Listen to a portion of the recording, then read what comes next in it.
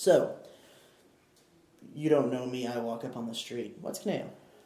Kuneo is this, I guess it's this worship service that tries to do everything, I guess, that's different than traditional church, which is, I guess, what drew me to it. So it's sort of, we play secular music and we talk about things that are actually applicable to everyday life, instead of sort of doing the same thing every year, the same scriptures.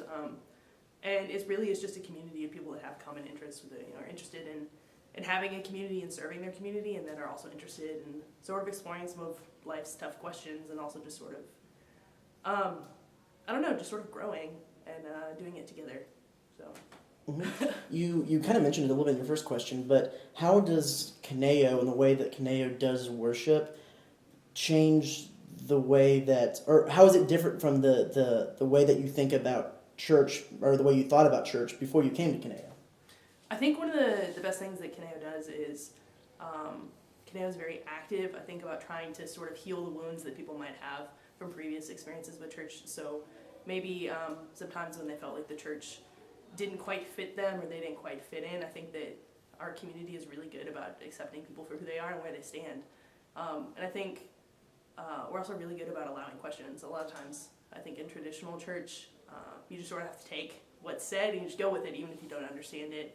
And I love that we can ask questions and we can throw stuff around, and that we can just question Mike, in the middle of whatever sermon he's giving. I think that's something that really appeals to me, just that idea that maybe we don't have all the answers, and that's okay. Mm-hmm.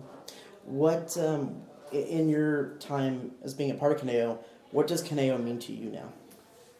I think Kuneo to me is community. When I started coming, I wasn't looking for a church.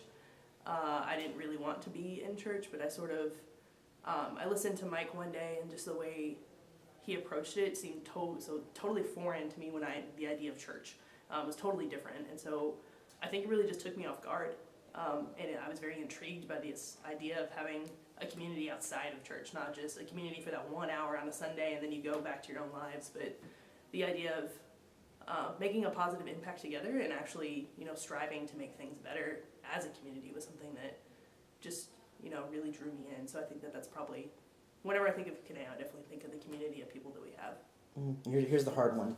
So if you met someone new and you told them what Kuneo is and laid out the facts and they said no, what is Kuneo? What was a story or a moment or a memory or a part of a service or something that you can go back to that epitomizes Kuneo, epitomizes what you feel about Kuneo, epitomizes what Kuneo is? What's a story of something that happened or a memory or a moment that describes that? So it's kind of goofy, but one of the first times I came to Kuneo was when the band played Unconditional by Katy Perry, which sounds ridiculous.